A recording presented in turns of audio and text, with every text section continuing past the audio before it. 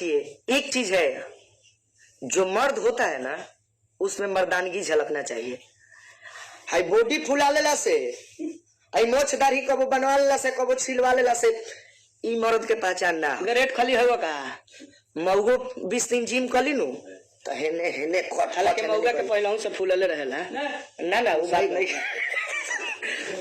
ना कहते नु छको के जिम करा दिए नु तो हेने हेने आरम में हेने पीठ में सगरो कट फट निकल जाई। तो कट फट निकल गला से मौगा मर्द ना हो जाई। मर्दानगी तब बाकी कोनो बात में अटल रहे, जितना भी मुसीबत आए वो घबराए नहीं। अब हाथना के बॉडी फुलौला ही बानी, हम देखे में बुझाता नहीं कि हा बड़का पहलवान है योद्धा, एक बार में 20 जना के संभाल ले। मैं एगो कोनो बात हो के तब भूल भुला के रोए लगे। 20 सीटा लगा है मुझे, 20 बारी लगा है। बॉडी फुलौला से मर्द कहा जीब मौगे रहब। मौगा हम तारा के नहीं की कहत, हम मौगा के परिभाषा बतौनी है। लेकिन दिक्कत हमरा एह से बा कि जब आपने लाइव में मैसेज किया कि हाँ भाई गलती से गा दिए हम, हमरा पता ना रहे आगे से बात के ध्यान रही, तो फिर पब्लिक के सामने आके चिकन बनना के का जरूरी रहे कि गाना पारंपरिक है।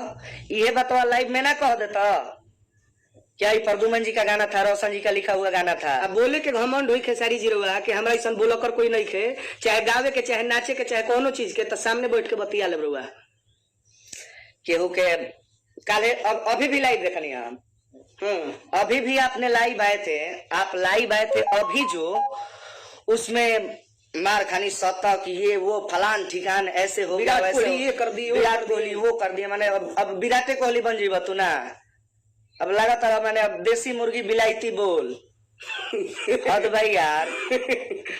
कुछ भी आज भी आपने बोला कि पारंपरिक चीज है, हम लोग के पुराने ब्यास लोग गाते थे। ये गीत के सजनवा भजनवा गावेला रघुराई के चोरियो करबा सीना जोरियो करबा। हमनी के लाइव आवे के रीजन ई नहीं थे कि खेसारी लाल यादव हमार गाना गा देले। लाइव आवे के रीजन ई बा कि वो गाना के पारंपरिक तू कैसे कह सकेला है। इतना ही नहीं, पिछले बार का जो दुर्गा पूजा आया था उसके पिछले बार 2 साल पहले प्रदुमन परदेसी जी का कौन गाना था जी? काहे नहीं खुआवत मैया लइका तोहरो बोलावता। पवन सिंह एक ऐसा कलाकार है जो मंच से दूसरे कलाकार का नाम लेते हैं। मैं उनका गाना गाया। तो पवन भैया भी गाना गाए हैं। पवन भैया पिछले बार दुर्गा पूजा में जो गाए थे, 1 महीना ट्रेंडिंग में गाना था। 1 मंथ ट्रेंडिंग में था। नाक के नथुनिया खोजिला रे मलिनिया गिरल गंगा जी के तीरावा। हम लोग उनके पास कुछ बोलने भी नहीं गए थे, लेकिन उनको जब खुद से पता चला कि भाई सबका गाना है, उन्होंने खुद बोला कि भाई ये फोन किए खुद से और बोले कि भाई हमें पता नहीं था, ये म्यूजिक डायरेक्टर और राइटर का कमी था, इसके लिए दिल से सॉरी भाई। हम लोगों ने बोला कि अरे भैया आपने इस चीज को कह दिया, इससे बड़ा मेरे लिए कुछ सौभाग्य नहीं हो सकता है। और शायद हो सके तो जो कमी हम अपने गीत के माध्यम से गायकी में कुछ हमारे से कमी हो गया होगा, उस कमी को आपने अपने आवाज से पूरा कर दिया है। क्या बात है, तो ये हम लोगों के लिए गर्व का बात है। तो उससे हमें क्या एतराज हो गया? एक बार भी लाइव आकर बोले कि आपने मेरा गाना गाया है, लेकिन आज भी हम लाइव ना आई थी, कोनो फायदा ना रहा लाइव वाला के। लेकिन जब हम ई देखनी बनतुआई कि पारंपरिक है, चोरनी होके तगलगर है, कोहरा चोरावत में धरा जाता, कहब कि अब हमरा लागत हमरे छनिया पर लटकल बा तारे छनिया पर के लटकल कुत्ता लेखा मुंह बन जाता, तब इहे बाचल बा तारा लोग के। इतना ही नहीं, इस चीज को एक और आप लोगों को प्रूफ दिखाऊंगा जिससे ये शर्मिंदगी के मारे टूट कर धरती में नाक रगड़ के मरने लायक हो जाएंगे। और नहीं मरे तो भाई तुम बेइज्जती के कोनो इज्जत के थाहे ना रहेगा।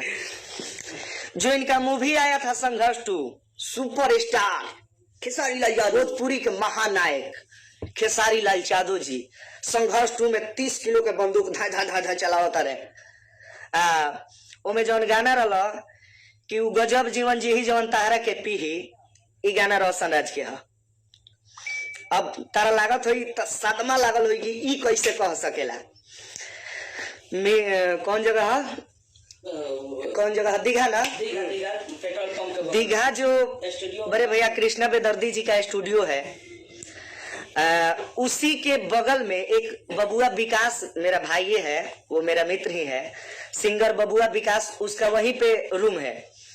और उसके रूम पे हम गए थे मजाक मजाक में ये गाना सुनाए थे कि भाई ये गाना हम गाना चाहते हैं, एगो गाना बनाए हैं हम। पूछा कौन? तो हम गौनी की जवने मारी उहे दुलारी फारी तवने सिही कि जवन तोहारा के लिए वो गजब जीवन जी। ठीक है। और बबुआ विकास जब ये गाना सुने, वो मेरा भाई है, वो हमसे लड़ता है, हमेशा झगड़ता है, हक से खोजता है कुछ। बोला कि भाई ये गाना मैं गाऊंगा। हमने बोला नहीं भाई मैंने खुद के लिए लिखा है। तब कहने कि भाई हम गाए, तो कहले कि ना अब तू गावा चाहे कुछ हम करो लेकिन हम हूँ गायब। अब जा तू लाइव आके भले गाड़ी दी है, उससे हमारा दिक्कत नहीं खे, बाकी हम गाना गाए। तो हम कहने कि जा भाई जब ऐसा बात कह दिला तो तू ही गा लो, हम ना गाए। बबुआ विकास ये गाना गाए जवन तोहरा उ गजब जीवन जी ही जवन तोहरा के लिए। उस गाने को उठा करके संघर्ष 2 में डाला गया। उसके डिस्क्रिप्शन में देखिएगा बबुआ विकास का ये गाना जो है गजब जीवन जी ही जवन तोहरा के लिए, उसमें डिस्क्रिप्शन में नाम रोशन राज का है। और अगर इसमें भी डाउट होगा तो हम बेदर्दी जी को भी फोन लगाएंगे कि आपने कहां से मैटर उठाया है। फिल्म में जो राइटर नाम गया है बेदर्दी जी का, उनको मैं आदर्श मानता हूँ, बड़े भैया है, मेरे प्रोग्राम में भी आए हैं, उनका गाना भी मैं गाया हूँ। खैर वो भी बहुत दिन कट के रहे हैं खेसारी लाल यादव जी से, उनको भी इज्जत वो नहीं करते थे। मन मिल रहा है, आज काम कर रहे हैं साथ में, सभी प्यार से रहें, मेरा कामना है, भगवान से यही दुआ है सब लोग साथ में रहें। लेकिन वो बेदर्दी जी, वो जब विकास गाया इस गाने को, उन्होंने उसका मैटर उठा करके मेरा लिखा हुआ और संघर्ष 2 में गवा दिए। अब कितना तरह लोग के प्रूफ दी। एको बार हम आके कहनी काहे नहीं खुआवत मैया खातिर, एको बार लाई बनी एहू खातिर ना आई थी। लेकिन जब तू कहे लगला है नो कि पारंपरिक गाना है, अब लगला बने के स्टार्ट कर। पारंपरिक गौले में सजनवा भजनवा गावेला रघुराई के, हमरा तनी प्रूफ दिखा दियो भाई। तू आज से 10 साल पहले 20 साल पहले तक ले हमरा के स्टोरी निकाल के दिखा दो। अगर पारंपरिक गाना निकल गए तो तार जूता रोशन राज के सर पक्का। ये मर्द के बात है, मर्द के। अगर पारंपरिक गाना ना निकलल आ प्रदुमन परदेसी या रोशन राज के कलम से लिखल गाना अगर निकल गल तो हम तो तारा के जूता मारे के ना कहम भाई, बड़ भाई हो। लेकिन तू लजा जाइए। अरे तू बाजा तारा खाली बात बाकी जब तू विवाद में फंसे ला, कहला सबके हम सपोर्ट करीला, मानीला जानीला। विवाद में जब तक तू ना फंसल भाई, हमार तब ले केहू तारा याद ना आवेले ना। छपरा के कलाकार एगो केहू कलाकार के तू आगे बढ़ैले हो ना नो, केहू के ना आज तक ना रिकॉर्ड नहीं के। कईगो छपरा कलाकार के, कईगो छपरा के कलाकार के ले बीतल बाड़ा, नर्वस कर दियाला। खाली भूकेला छपरा छपरा छपरा छपरा छपरा छपरा का छपरा क्या कइले बाड़ा छपरा खातिर? कुछ ना। छपरा के नाम तू डुबावत रहत नहीं जान ला। तारा एगो इंडस्ट्री में गैला से छपरा लौंडा के नाम से प्रसिद्ध हो गई। लोग कहला कि छपरा के लौंडा हखेसरिया। ये चीज सुन के हमरो दिक्कत लगे यार, ये आइकॉन मानते हैं आप लोगों को हम, लेकिन ये चीज देखने को मिला। ये चीज आज हमने देख लिया कि बड़प्पन क्या होता है पवन सिंह में और खेसारी लाल यादव जी में। क्योंकि उन्होंने जब मेरा मैटर गाया तो कितने सलीका के साथ, वो लगता ही नहीं था कि एक बड़े स्टार हैं, एक इतना बड़ा महारथी है वो, जबकि भोजपुरी में उनका बादे केहू के स्थान। अरे भाई तो जाना पेड़ में फल लग जाला, डाल झुक जाला तारा, अब का कहीं हम। पवन सिंह जी खुद से बड़े भैया है हम लोगों के और दिल में रखते हैं, तो हम लोग भी दिल में रखते हैं। तो साफ बात है भाई, अगर आप मेरे लिए नहीं है तो हम आपके लिए नहीं। ना ना घमंड होगा लोग के सारी जनों की तरह हमरा लेखा बोले लगावेला नचेला कोई नहीं। एक दिन आके गालो दू गोले भाई तू एक दिन तू गाल तू बाजा तारा ऐसे बाजा तारा, वो बड़ी से गावा तारा, क्यों बड़ी कोई गवैया है ना रहे, नाचेला कोई कलाकार ना रहे, ऐसे बाजा तारा। बात ई बानो कि जब चार गाना हिट भइल ओह बेरा गाछ ना वृक्ष ले प्रधान। सही बात, ये बात बा। आज के डेट में अगर खेसारी लाल ऐसा 20 जना टैलेंट लेके हैं नो, तब पिछुआरा रगड़ के रह जाए मार्केट में ना आइन, काहे कि कंपटीशन के जमाना हो गई बा। एक से एक बहुत टैलेंटेड लोग सुतल बा, अब जगह खोजता कि कब एडजस्ट हो जाए। खैर लिखले में खेसारी में नहीं मिल पाओगे आप लोग, कितना भी जोर लगा लो अपने दम पर है, तो हम ओकरा दम पर बने नारे बाबू भूला जो तेरी माँ की चोद हट जाओ यहाँ से पहले। छोरा गाड़ी हमारे बल हित बहिन देव बाबू तू हट जा, ना तो बहुत सारी वाल उतार उपाय हो जाए नीमन से। ठीक बा, तो जे खेसारी के सार हो ए लाइफ से निकल जा, आ खेसारी के भाई होई बा तो रह सकेला, खेसारी के शुभचिंतक होइब रह सकेला। काहे कि शुभचिंतक के काम होला, भाई के काम होला कि सही मार्गदर्शन देवे। तो उनका के जाके बताई ह, अगर उनकर भाई हुई तो शुभ चिंतक हुई तो एक पोस्ट के माध्यम से बताई ह, मेंशन करके बताई ह कि खेसारी जी ये काम गलत है, जीजा जी ना, भाई के जीजा जी ना यार, ये काम गलत है, आप छोटे कलाकारों का गाना मत उठाया करिए, और अगर उठाया भी करिए तो कोई एक्शन नहीं लेता है तो उसका क्रेडिट दे दीजिए, क्या जाता है। दुनिया नेम फेम पर लागल बा यार, सभे के सभे से ताल्लुक बा, जो मेरे लिए है मैं उसके लिए हूँ, जो मेरे लिए नहीं है मैं उसके लिए नहीं हूँ। पवन सिंह जी मेरे लिए है, मैं उनके लिए नहीं हूँ, मैं उनके लिए हूँ, जो मेरे लिए नहीं है मैं उनके लिए नहीं। सही बात। नहीं तो आपसे कोई दुश्मनी नहीं है। आज तक कभी शिकायत किए हैं आपका? नहीं ना, जबकि आपने कभी हमारा सपोर्ट नहीं किया है, फिर भी कभी शिकायत नहीं किए हैं। तो आपका अगर शिकायत नहीं करते हैं तो जो हमें सपोर्ट करता है उसका प्रशंसा क्यों नहीं करे? है बहुत देख लेनी, चुप रहला से कहल जाला। एगो भोजपुरी में कहावत बा कि साच बतिया झूठ हो जाला चुपचाप रहला से, आ झूठो बात साच हो जाला बार बार कहला से।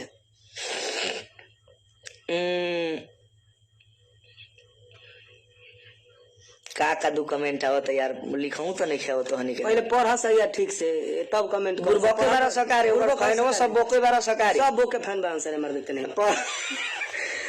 काल काल देखनी लाइव में हम कि कहता रहे कि आप लोग चिंता मत करिए, अब छठ का गाना बहुत जल्दी आएगा, आप लोग चिंता मत करिए। अच्छा भइल बा, मैंने तू शारदा सिन्हा भइल बड़ा ना,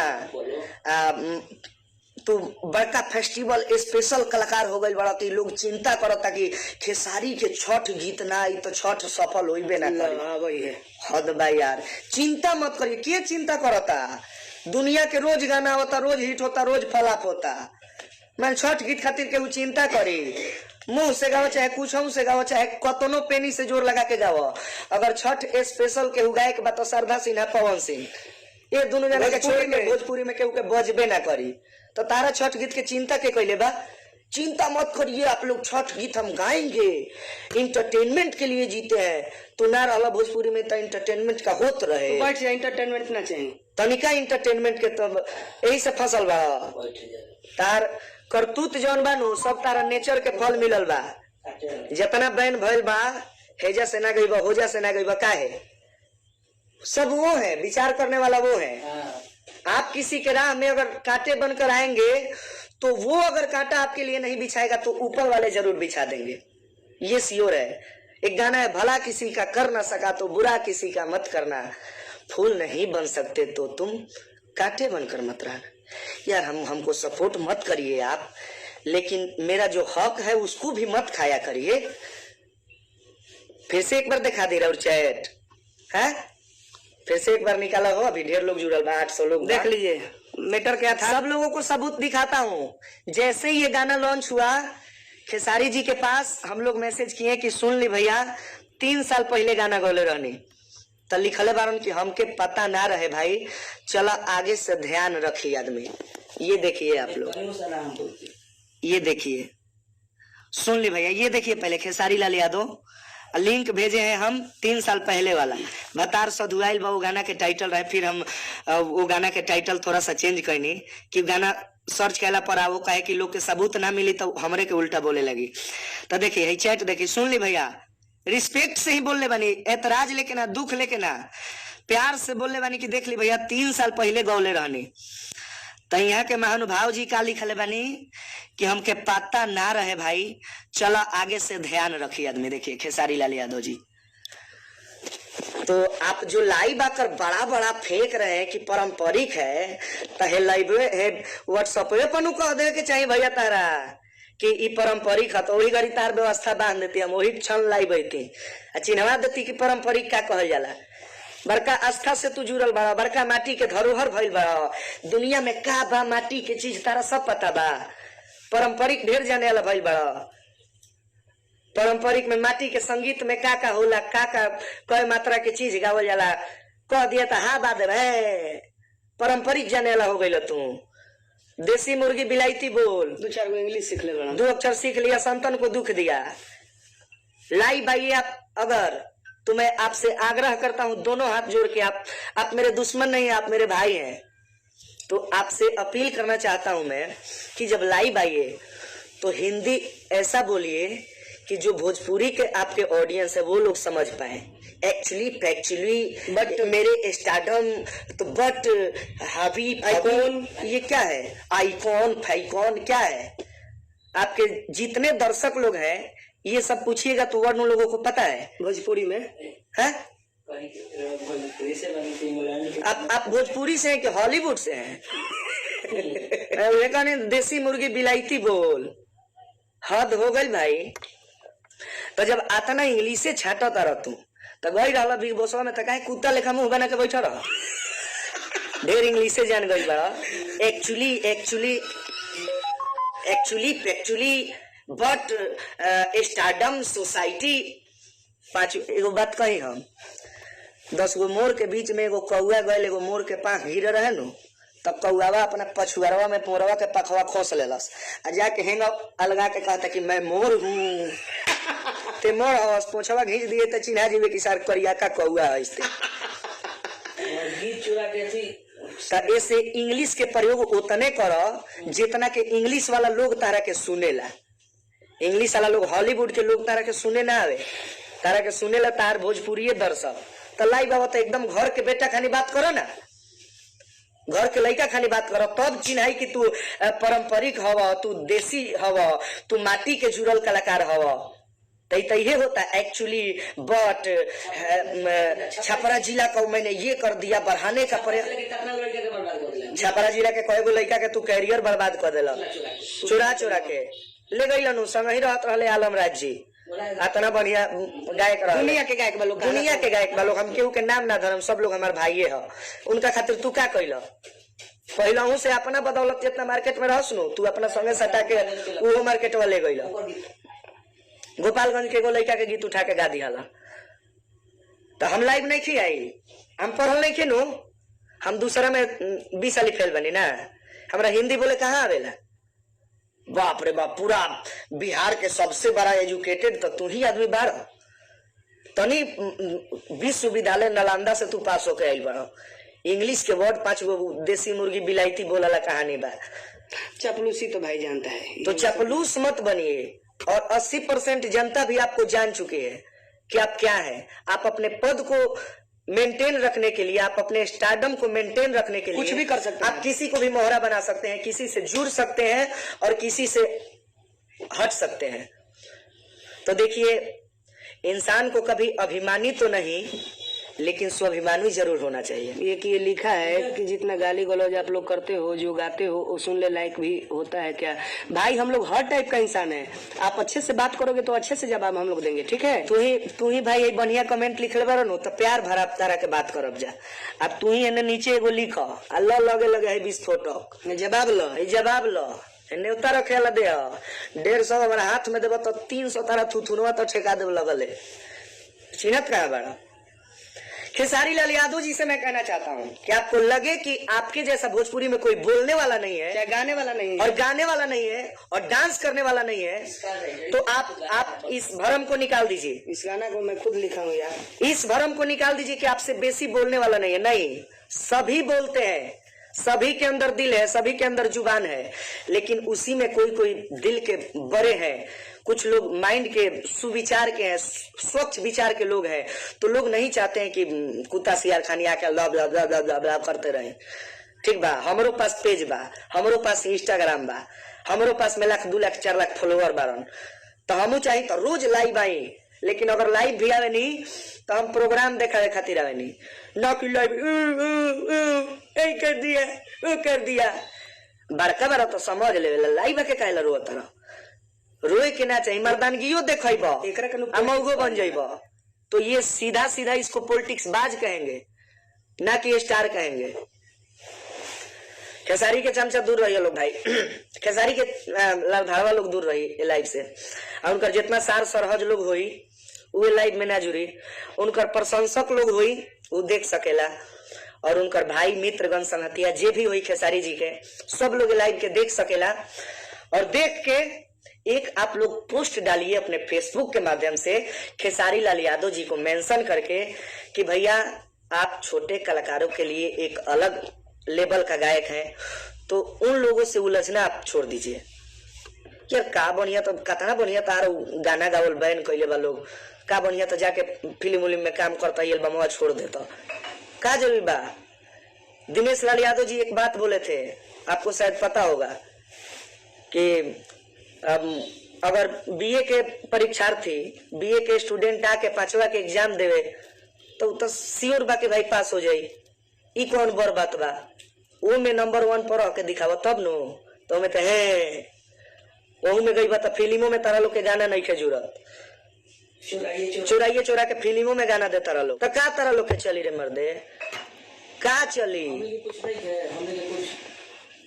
और देखिए ये बात ये नहीं है कि हम लोग अपना पब्लिसिटी करने आए हैं। अरे यार हम जहाँ का है वहाँ का बादशाह है। लिख ले बा बिट्टू कुमार खेसारी जैसा जिंदगी में ना बनब, ना बनब, हम जरूरी नहीं है बाबू, जीवन में ना बनब, हमारे पर लिखने के बने के खेसारी को वो प्रदुमन परदेसी हो जाइए, रोशन राज हो जाइए, ना हुई है, जीवन में ना हुई है, कभी कोई नहीं होगा। सब लोग अपना जन्म लेकर आते हैं भाई, किसी के तरह बनने की जरूरत नहीं है, अपना छाप अपने खुद बनाइए। दूसरे के बनाए हुए रास्ते पे चलने वाले व्यक्ति कभी ऐतिहासिक पुरुष नहीं होते हैं, बल्कि इतिहास के पन्नों में उन्हीं व्यक्तियों का नाम दर्ज होता है जो अपने लगाए हुए लिख पे चलते हैं। तो का जरूरी हमारे खेसारी बन लके और दुनिया के बेटी बहन के गाड़ी सुन लके, हम गाड़ी देवे नहीं, ऐसा बात नहीं है, दुनिया गाड़ी देवेला। अब मुख्यमंत्री के लोग गाड़ी आवेला, गाड़ी से हम पीछे नहीं की हटल, 5 गो गाड़ी लोग तक 20 गो सुनैबो करब। प्रधानमंत्री गाड़ी से वंचित नहीं कर, उनको लोग कहीं कहीं पुतला जला देवेला, मुख्यमंत्री के जला देवेला। यार गाली तो हम लोग के परंपरा में है, हम लोग के सभ्यता में है। शादी ब्याह में इतना बढ़िया रिलेशन जुड़ेला, वो में काटल काटल गाड़ी होला, गाड़ी से डेराई तो काम चली। तब तो अपन पद मुख्यमंत्री लोग के इस्तीफा दे देवे के चाहिए गाड़ी से। आम पब्लिक है भाई, आजाद भारत में हम लोग हैं, जिसको मन जो बोल सकता है। सबके आधार कार्ड पे लिखा हुआ है आम आदमी का अधिकार।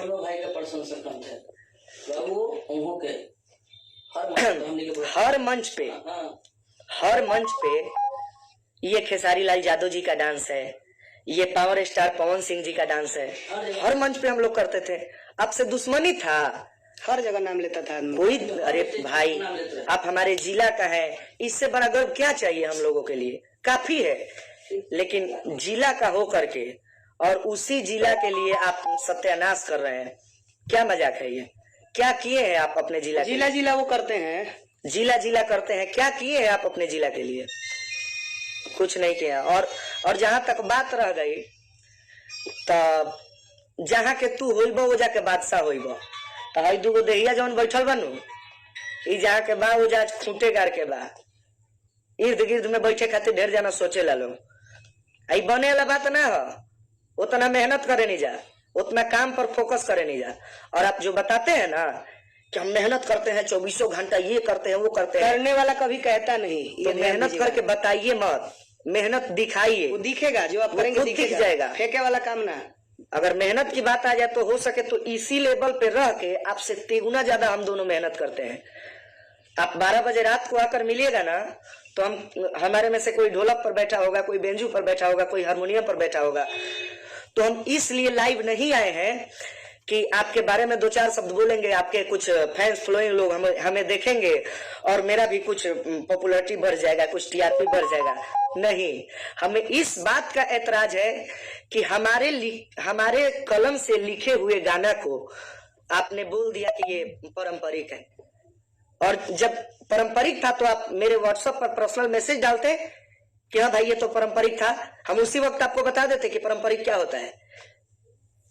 देख ला भाई, हाथ जोड़ के रिक्वेस्ट बा, अब हम कहता नहीं, पहले तो हमरा कोनो एतराज ना रहा, हमारे केहू गाना गावत रहा, लेकिन अब हम ओपन चैलेंज देके कहता नहीं कि अभी तो सलील भाषा के प्रयोग करता नहीं, अच्छा आदमी बोला, अच्छा विचार के, स्वच्छ विचार के बोलता नहीं। बाकी अगर आइंदा एकरा बाद से हमरा गाना के संगे, चाहे प्रदुमन जी के गाना के संगे छेड़छाड़ भइल, तो सीधे 3 कुर्सी नीचे से उठ के 8 कुर्सी आगे तक तार उद्घाटन करब जा, ये जान लिया। आदमी चाहे तो स्ट्राइक मरवा देते, लेकिन कुछ कारण 2 मिनट का काम है, 2 मिनट का सेम गाना है, पंच लाइन सेम है, मेरा शुरू का उठानी सेम है, अंतरा भी सेम है।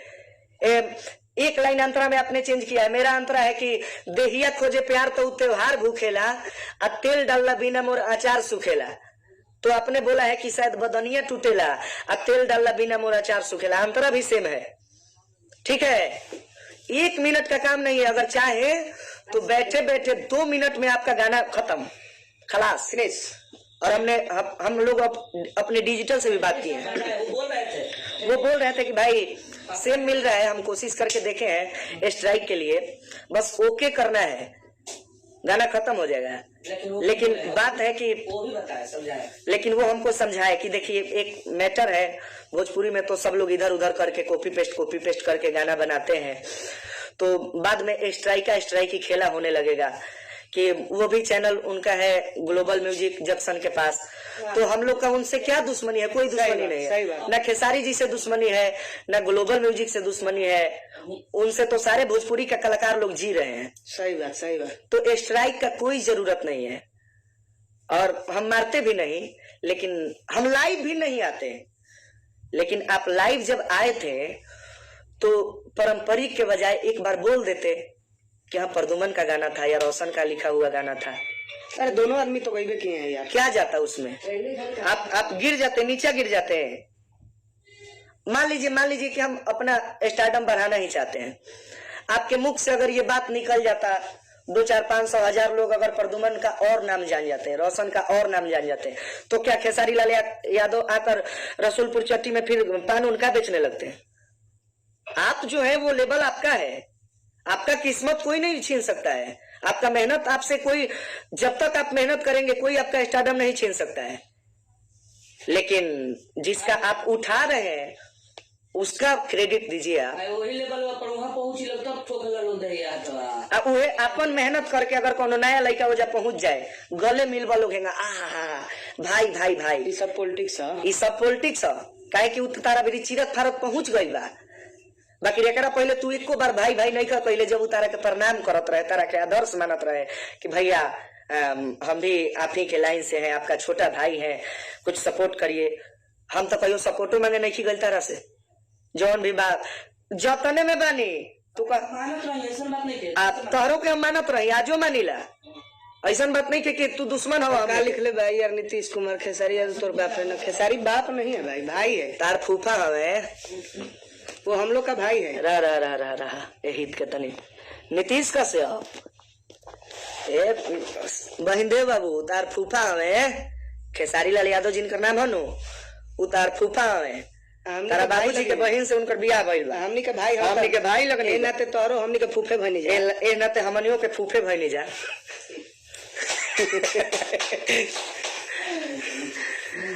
यार देखिए एक चीज है,